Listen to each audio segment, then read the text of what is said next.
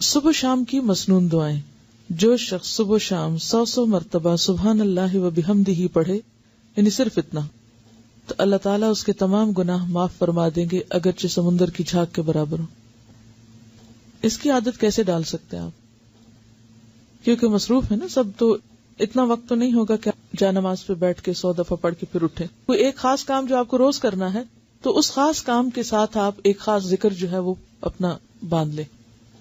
ایک تو ہے نا کہ ہر وقت کوئی بھی ذکر آپ کریں، لیکن یہ جو مخصوص اذکار بتائے گئے مخصوص اوقات میں کرنے کے، تو ان کا فائدہ جب ہی ہوتا ہے جب ہم ان کو اوقات کی پابندی کے ساتھ کرتے ہیں. اور اصل میں اس کے پیچھے حکمت بھی یہی ہے وقت بتانے کی، کہ پھر انسان اس میں مس نہیں کرتا.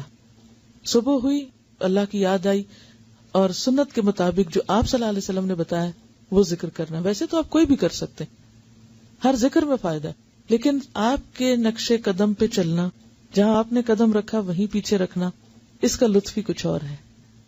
ٹھیک ہے نا؟ یعنی اس میں تھوڑا فرق ہو جاتا ہے. پھر چلیے، آپ صلی اللہ علیہ وسلم نے فرمایا صبح و شام 3 مرتبہ یہ دعا پڑھنے والا دن اور رات کی تکلیفوں اور نقصان سے محفوظ رہتا ہے.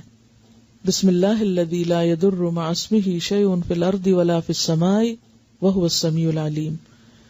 صبح و شام اس اللہ تعالی کا نام لیتا ہوں جس کے نام کی وجہ سے زمین و آسمان کی کوئی چیز نقصان نہیں پہنچا سکتی، اور وہ سننے اور جاننے والا ہے. آپ صلی اللہ علیہ وسلم اس دعا کو بھی روزانہ صبح و شام 3 مرتبہ پڑھتے تھے. اللہم عافنی فی بدنی، اللہم عافنی فی سمعی، اللہم عافنی فی بصری، لا الہ الا انت. اس دعا کو آپ صبح اور شام کے مثلا سنت کے بعد یا فرض کے بعد اگر مقرر کر لیں تو انشاءاللہ تعالی پھر بھولیں گے نہیں.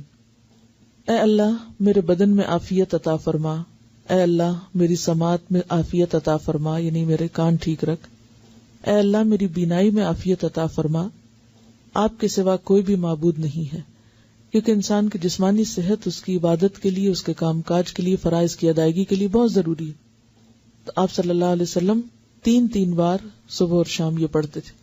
اب ویسے تو آپ ایک بار بھی پڑھ سکتے ہیں، لیکن اصل سنت کیا ہے؟ پھر 3 بار پڑھنا.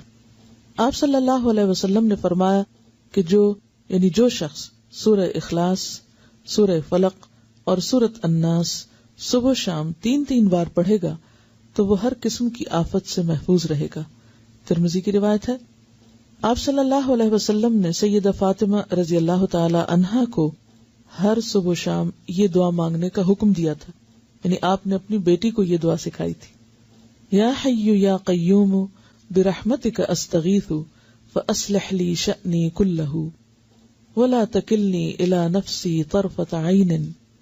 اے ہمیشہ زندہ اور قائم رہنے والے، آپ ہی کی رحمت کا واسطہ دے کر فریاد کرتا ہوں کہ میرے سب کاموں کو درست کر دیں اور مجھے میرے نفس کی طرف پلک جھپکنے کی دیر کے لیے بھی حوالے نہ کریں.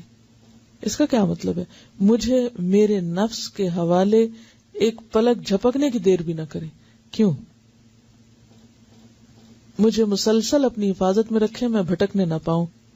ومن یکفر بالطاغوت، تو طاغوت میں سب سے پہلے خود اپنا نفس آتا ہے. ان النفس لامارۃ بالسوء. اور اگر انسان اپنے نفس کی باتیں ماننے لگ جاتا تو کبھی بھی پھر وہ اللہ کی بات نہیں ماننے دیتا. تو انسان نفس کے حوالے ہوا نہیں اور پھسلا نہیں اور گیا نہیں. ٹھیک ہے؟ تو اس لیے یہ دعا بھی بہت اہم ہے اور بہت ضروری ہے. تو نفس کے حوالے ہونے کا مطلب کیا ہے؟ برائی کی طرف جانا. اور اس میں آپ دیکھیے کہ آپ سارا دن عہد کریں گے میں نے یہ نہیں کرنا ہے، ایسا نہیں بولنا، ایسا نہیں کرنا، اور لمحے بھر کے لیے کیا ہوتا ہے؟ منہ سے بات نکل جاتی، آپ ایک دم غصے میں آ جاتے ہیں، آپ ایک دم وہ کہہ آتے ہیں جو سویر سے وعدہ کر رہے تھے شام تک کہ اب آج سے میں نے یہ جملہ نہیں بولنا یا یہ کام نہیں کرنا. وہ لمحے بھر کے لیے آپ نفس کے حوالے ہوئے اور گئے. تو یہ دعا بہت ہی زبردست دعا ہے کہ یار اب میں تو اپنے آپ پر، خود پر ایک لمحے کے لیے بھی بھروسہ نہیں کر سکتا، لمحے کے لیے بھی مجھے نہیں ادھر جانا، کیونکہ ہمارے ساتھ نفس بھی ہے، شیطان بھی ہے.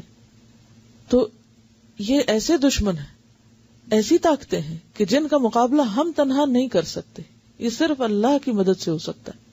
اس لیے صبح اور شام، ورنہ بعض اوقات انسان کہے ایک دفعہ تو مانگ چکا، اب اور کیا مانگنا، روز کیا یہی مانگنا. یعنی آپ کے ذہن میں یہ آ سکتا ہے کہ سویرے بھی مانگو، شام بھی مانگو، وہی باتیں، پھر ریپیٹیشن. اس ریپیٹیشن کی ہر سویر کو ضرورت ہے اور ہر شام کو ضرورت ہے کہ ہم بھولنے والے ہیں. پھر سید الاستغفار، آپ صلی اللہ علیہ وسلم نے فرمایا جس نے صبح و شام صدق دل سے سید الاستغفار کو پڑھا اور اسی دن یا رات فوت ہو گیا تو وہ جنت میں داخل ہوگا. اب آپ دیکھیں اللہ تعالیٰ نے بخشش کے کتنے سامان کیے ہیں. ایک چیز کر لو، دوسری کر لو، تیسری کر لو، یعنی یہی اس کی رحمت ہے کہ اس نے چھوڑا نہیں بھٹکنے کے لیے، یا اللہ بندوں پہ ظلم نہیں کرتا. لیکن اگر بندے خود ہی غفلت کے شکار رہیں اور کسی بھی چیز سے فائدہ نہ اٹھائیں تو پھر جبر نہیں کرتا اللہ تعالیٰ. سید الاستغفار یہ ہے، اللہم انت ربی لا الہ الا انت خلقتنی وانا عبدک وانا علی عہدک ووعدک ما استطعت اعوذ بک من شر ما صنعت ابوء لک بنعمتک علی وابوء بذنبی فاغفر لی فانہ لا یغفر الذنوب الا انت. اے اللہ، آپ ہی میرے رب ہیں، آپ کے سوا کوئی عبادت کے لائق نہیں. آپ نے مجھ کو پیدا کیا ہے اور میں آپ کا بندہ ہوں، اور میں اپنی طاقت کے مطابق آپ سے کیے ہوئے عہد اور وعدے پہ قائم ہوں. میں اپنے برے اعمال کے وبال سے آپ کی پناہ چاہتا ہوں. میں آپ کی نعمتوں کا اقرار کرتا ہوں، یعنی جو بھی آپ نے نعمتیں مجھ پر کی ہیں ان سب کا اعتراف کرتا ہوں، اور اپنے گناہوں کا بھی اعتراف کرتا ہوں. یعنی ایک طرف تو نے مجھے اتنا کچھ دیا اور دوسری طرف میرے گناہوں کے ڈھیر ہیں.